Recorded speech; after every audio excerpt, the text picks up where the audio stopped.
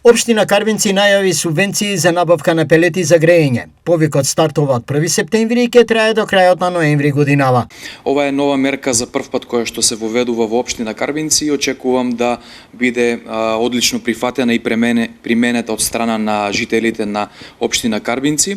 Имено се работи за субвенционирање за набавка на пелети за домакинствата на жителите на општина Карбинци кои што се со жителство и со адреса од општина Карбинци. Каков е принципот на субвенционирање? Ке се субвенционираат набавените пелети во висина од 20% од набавката, но не повеќе од 12.000 денари вкупна сума која што може да биде субвенционирана од страна на корисниците. Принципот на субвенционирање ќе биде со единствен услов да тие поседуваат печка на пелети и да имаат набавено пелети за оваа престојна грејна сезона. По моделот прв дојден прв услушен, до крајот на оваа година субвенциите ќе бидат исплатени на оние кои ќе се пријават.